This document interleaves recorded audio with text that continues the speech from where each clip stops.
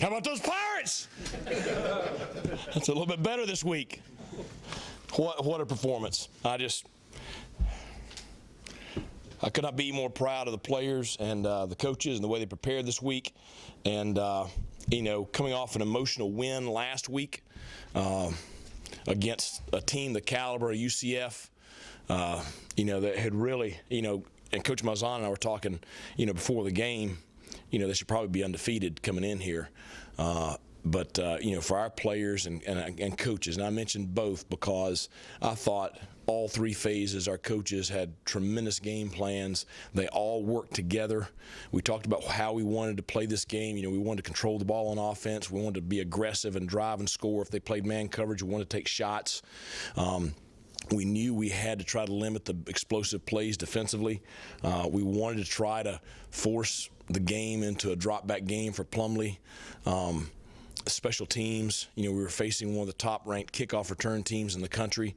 I just thought all three phases, everybody on that field and in those, on those headsets, I just thought everybody did a phenomenal job. This week, it didn't happen just tonight. It happens all week, and it was from the way the players and the coaches prepared all week.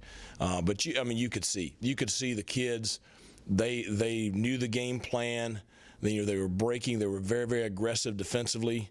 The offensive line, the way we were able to, run the football, the way we were able to protect Holton. And then, pretty special performance by Holton Ahlers and C.J. Johnson. So, 30 of 36 for 311, no turnovers, one touchdown. C.J. 11 catches for 140 and a touchdown. And there's going to be so many heroes from this game. It's, Isaiah Winstead, Ryan Jones with big catches. It's Marlon Gunn with several big runs there to keep drives going. It's Keaton Mitchell with another 100-yard game and kind of the exclamation point there at the end of the fourth quarter. But we talked this morning, and we said two things we wanted to see. We want to see the hands team have to take the field in the fourth quarter, and we want the last step of the game to be the victory offense. And, what a celebration in there. It's unbelievable. Just really proud of the kids. Coach, it's rare that you get a complete game for 4 quarters. This is something you've been working for 4 years. No doubt. That's against a quality football team. It's one thing to do it against, a 500 team or somebody like that, but to do it against, one of the better teams in the country, one of the better teams in our conference, it's really a special win for the program. It's a special win for our players and our coaches. They find out what Eastern North Carolina barbecue tastes like. Coach was joking. He didn't mean to offend our fans by anything. So, no, I don't know. I'll tell you what, we're probably going to have barbecue tomorrow night for winter's dinner.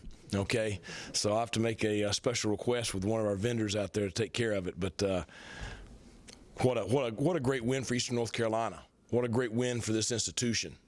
And I'll tell you what, our stadium, I just want to say thanks to the fans because that was electric. And it's one of those you want to. They stayed for 4 quarters, and it was rocking in the fourth quarter. It's when we got here and we started talking about the no quarter flag and what it meant, and that being something we take pride in. That's what you envisioned right there. The turnovers you generated tonight, Coach, if you talk about that. Well, that's a huge factor in the ball game. I think we go down and miss the field goal to start the game. They take the ball and drive it right back down. If they score right there to go up 7-0 or 3-0 or whatever, it really puts them in control momentum-wise. But Jaira, able to get that interception right there was obviously a big start to the ball game. But Malik's interception in the return was huge. The forced fumble on Plumlee was big. Stopped another drive deep in the red zone, and then of course the biggest of the night is Gerard Stringer with the interception to kind of seal the game. I didn't want to have to go back out there with the hands team again and go through all that. So I was really, excited to see Gerard kind of put the game away for us. How much of that do you attribute to putting pressure on Plumlee? You mentioned trying to get him into that drop-back game. Yeah. How much of the turnovers are a result of doing just that? Well, I think it's a combination of, being able to generate some pass rush and also being able to show different coverages because we mixed stuff up a lot in the secondary. We did play a lot of zone, but we mixed up the types of zone we were playing. We were playing some 2 deep, we were playing some 3 deep, we were playing some bracket, we were playing some man 2. So, we give him a lot of different looks and tried to be in the throwing windows, which makes him, maybe hesitate or pump the ball. But I thought that was significant. They have some really big corners. Knowing you're going against them this week, did you guys work some extra one-on-one drills? Because you guys won, I think, almost every 50-50 ball. Well, I think number one, we always do a one-on-one deal against our guys middle of the week, but we really did think that was an advantage we had, and especially after the first couple of drives. We said on the heads. There was a couple of times. I mean, they just flat zero out. Holton knows he's going to get hit. He knows where the ball's going right now, and it's a 50-50 ball to Isaiah or CJ, and our guys consistently made the big plays down the field, which that's the ball game. If you don't make those plays, it really turns into a different kind of ball game.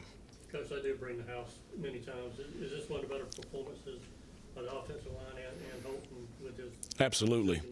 I mean, when you force a team that kind of prides itself on pressuring the quarterback and man coverage, when you force them in the fourth quarter to start playing drop 8 and zone to keep from giving up those balls, I mean, that's a great performance by that group.